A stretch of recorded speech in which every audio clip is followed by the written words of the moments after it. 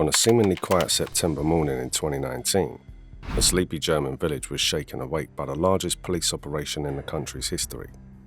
In a meticulously coordinated raid, 650 officers descended upon a bunker in Traben-Trarbach, home to a notorious internet service provider with a dark side. Inside, they uncovered 200 computers and at least 2,000 servers, allegedly used for hosting an array of criminal enterprises, from drug and weapons trafficking to the distribution of illicit pornography and cybercrime software. Amid the chaos, more than 10 individuals were arrested, including the bunker's enigmatic owner, Herman-Johan Xennt. But one shadowy figure evaded capture, slipping through the authorities' grasp. As investigators dug deeper, a chilling revelation began to emerge. George Mitchell grew up in the gritty Dublin suburb of Ballyfermot, a place where hardship and crime loomed large. While his cousin, Gay Mitchell, managed to escape and rise to become a politician and Minister of State for European Affairs, George found himself sinking deeper into the underworld. Just miles from Gay's first home in Inchicore, where the Grand Canal offers a brief respite from the harsh reality of nearby council estates plagued by poverty, George was carving out a much darker path. George the Penguin Mitchell's upbringing was steeped in hardship, and his early life mirrored the adversity that would shape his notorious future. He began his adult life as a truck driver for Jacob's Biscuits, but it wasn't long before he became entangled in crime.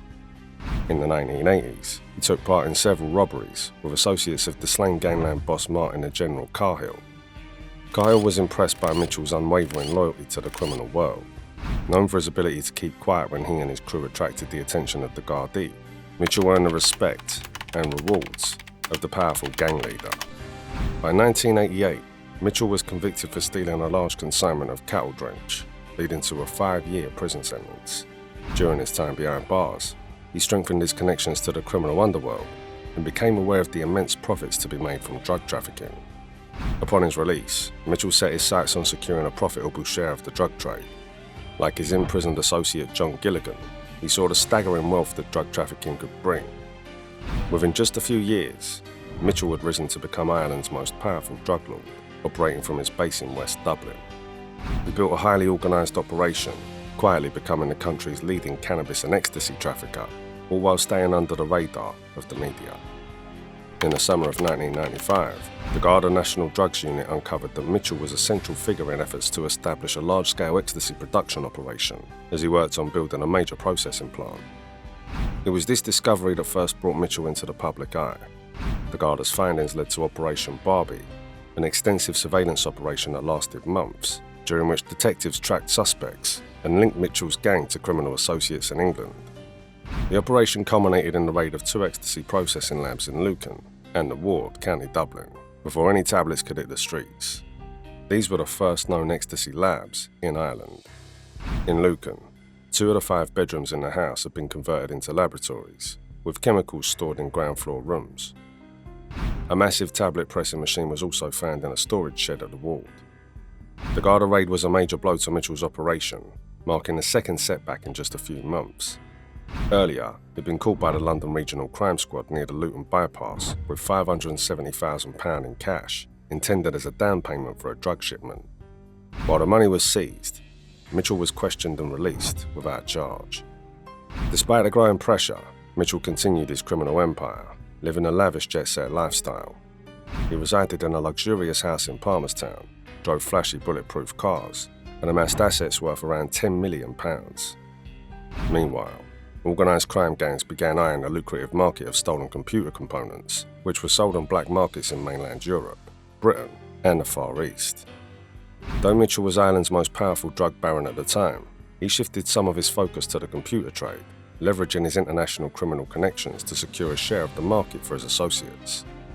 However, Mitchell's drug trafficking activities had already put him under intense scrutiny from the Garda National Drugs Unit, and when the Criminal Assets Bureau was established in 1996, following the murder of journalist Veronica Guerin, the pressure on Mitchell escalated. His immense wealth made him a prime target on their radar. That same year, his operations suffered key blows. His right-hand man, Johnny Doran, was caught with £500,000 worth of cannabis on the M50 near Castleknock, and his enforcer, Michael Boyle, was arrested after a failed murder attempt in London, leaving Mitchell increasingly vulnerable. On top of this, Mitchell was also taken in for questioning regarding the 1995 murder of Dublin martial arts expert Fran Preston, though few detectives knew about the arrest, and it wasn't reported in the media. Mitchell was released after 48 hours without charge. Facing intense Garda scrutiny and mounting threats from those demanding protection money, Mitchell made the decision to flee to Amsterdam, where he continued to oversee his multi-million-pound drug empire. By then, nearly all the drugs entering Ireland were sourced from the Netherlands. However, Mitchell soon became the target of an international investigation into drug trafficking and money laundering by both Irish and Dutch authorities. It's believed Mitchell was one of the Irish investors who lost a significant sum when the Gardaí intercepted a £130 million cannabis shipment in November 1995. In the late 1990s, while residing in Amsterdam, Mitchell struck up a friendship with an eccentric Dutchman, Herman-Johan Xennt, a computer enthusiast fascinated by the emerging internet. In 1998, Mitchell's criminal ventures caught up with him when he was arrested in the Netherlands for unloading stolen computer components, leading to a year-long imprisonment. Xennt was accused of purchasing those stolen parts. After his release, Mitchell managed to keep a low profile for years, moving across Europe and quietly becoming one of the most notorious drug traffickers. He was often compared to Christy Kinahan Sr., though Mitchell, being more old school, preferred to avoid the spotlight. Unlike others, he was primarily focused on making money and steering clear of the violence and shootings that often accompanied the drug trade. 3 years before Mitchell was arrested, in 1995, Xennt had bought a former NATO nuclear bunker in the small town of Kleurtinge in southern Holland. The bunker, once used by the Provincial Military Command and designed to withstand nuclear attacks, had been decommissioned by the military the year prior, in 1994. Xennt transformed the bunker into the CyberBunker, offering so-called bulletproof web hosting services. Throughout the 1990s, most of his clientele consisted of pornographic websites. The only restrictions Xennt imposed were against hosting child pornography and terrorism-related content. In 2002, a fire broke out in the bunker, and once it was extinguished, authorities discovered that, alongside the data servers, an MDMA, ecstasy laboratory, had been operating within the facility. This led the Dutch municipality to deny CyberBunker the necessary permits, forcing Xennt to relocate his operations, some of which moved to Amsterdam. It was around this time that Xennt and George Mitchell grew closer. In 2013, Xennt expanded his CyberBunker operations by purchasing a second underground bunker, this time in Traben-Trarbach, Germany. The 5-story bunker had been built by the West German military, Bundeswehr, to withstand nuclear attacks.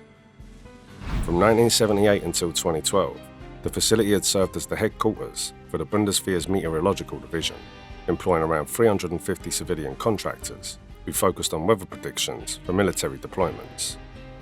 When the meteorological division relocated, the bunker was listed for sale at €350,000. Xennt expressed interest in the property, telling the town council that he planned to establish a web hosting business there, with promises of creating up to 100 local jobs. However, he remained vague about the specifics of his plans. Despite some concerns from council members about his background, the sale went through in June 2013 due to a lack of other interested buyers. Xennt viewed the internet as a free and sovereign space, much like a country where there were no restrictions. Offering bulletproof hosting meant his clients could operate without fear of interference from the authorities, effectively granting them complete freedom to use the servers for any purpose. Xennt lived in the bunker himself, surrounded by a tight-knit group of tech enthusiasts. Around this time, George the Penguin Mitchell, who had been off the radar for nearly 2 decades, resurfaced. After a tip-off, Irish journalists spotted him in Traben-Trarbach, the same German village where Xentt's cyberbunker was located. This sighting occurred shortly after the murder of Gary Hutch in Spain. Mitchell, who had connections with both sides of the Kinahan-Hutch feud, remained neutral and refused to take sides. After the notorious Regency Hotel attack, he made it clear to the Kinahan gang that he didn't want to be involved in their escalating conflict. In an effort to distance himself from the violence, Mitchell left his modest 2-bedroom apartment in southern Spain and relocated to the quiet German village. As Mitchell was terrified of the bunker, he only met with Xennt in local coffee shops, adopting the alias Mr. Green. It wasn't until Mitchell was spotted by the Irish journalists that the German authorities realised that George Green was the notorious crime boss, George the Penguin Mitchell. It soon became apparent that Mitchell and Zent were collaborating on a new venture, an encrypted phone service. Combining Zent's expertise in the dark net and Mitchell's connections in the criminal underworld, they targeted those who wanted to keep their communications hidden from the authorities. Keep in mind that this was around 2015, a time when many believed encrypted phones were unhackable and their users could not be traced. It wasn't until 2020 that the significant EncroChat hack exposed this illusion. During 2015 and 2016, the cocaine trade thrived, with individuals buying and shipping vast quantities of drugs. Mitchell correctly sensed that encrypted networks would become a powerful asset for organised crime. Although running an encrypted phone network itself isn't illegal, it primarily seems to attract criminals. Mitchell was merely investing in this venture, reportedly with a modest sum of around $150,000. Yet authorities gradually began to connect these seemingly legitimate businesses to organised crime activities, prompting the German police to begin surveilling the operations surrounding Zent's CyberBunker. This all came to a head in 2019, when 650 German police officers raided the site, uncovering numerous computer servers and revealing it as a secret hub for darknet activities. Several individuals were arrested, including Zent and his son, but Mitchell was nowhere to be found.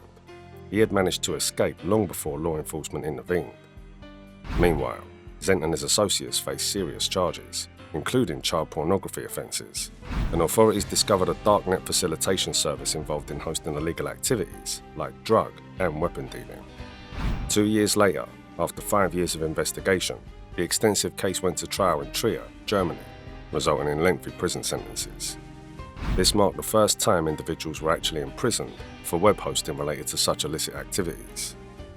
During the court case, it was revealed that George Mitchell was actually the primary target of the German police investigation, which involved wiretapping 16 of his phones for an extended period.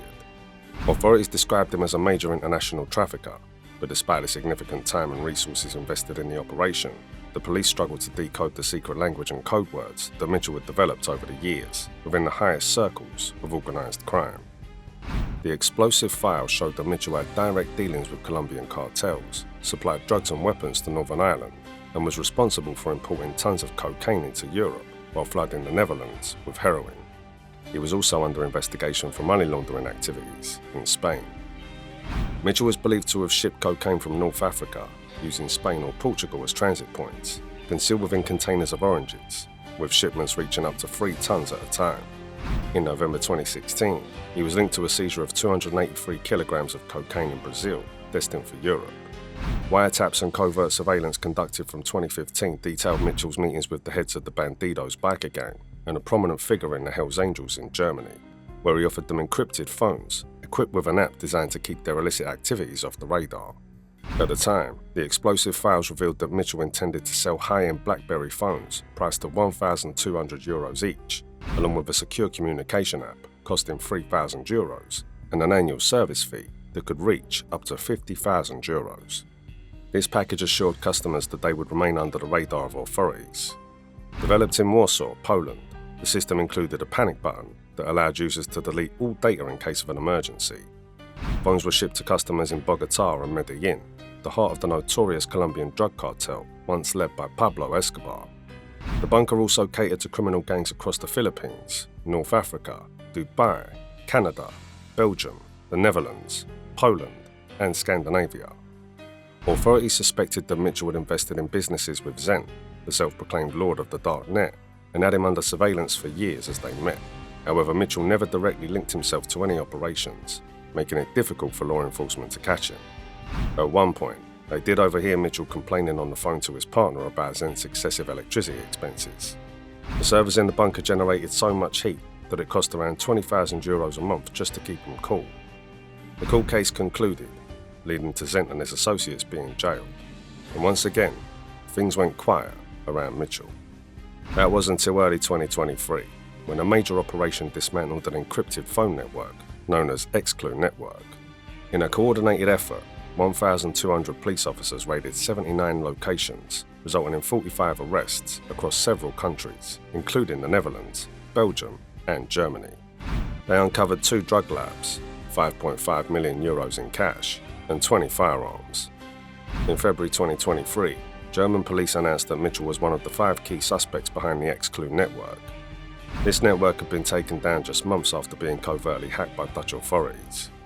It became apparent that the network had been developed over several years within Xentt's CyberBunker, with Mitchell suspected of being one of the two owners as well as the senior sales executive who marketed the promise of privacy to 3,000 users. Rumour has it that Mitchell had grown paranoid about his health and wanted to ensure he could pass on as much of his fortune as possible, prompting him to seek ways to legitimise his wealth, essentially drug money. Police believe the system was utilised by gangs involved in high-level organised crime, primarily operating in the Netherlands, but also in Sweden, France, Germany and Italy. Over a span of 5 months, the police had compromised the network, allowing law enforcement to gather intelligence on the criminal groups and their activities. Unbeknownst to users, authorities listened in live as drugs, cash and firearms were bought and sold, and serious organised crime was orchestrated. Today, Mitchell has maintained a low profile, quietly navigating through Europe. Sources suggest that his main focus is on his family, including his children and his partner, a former secretary he met in the Netherlands, with whom he now shares his life. That was it for today's video. What are your thoughts on today's topic? Let us know in the comments, and don't forget to like the video and subscribe to our channel if you'd like to see our next videos.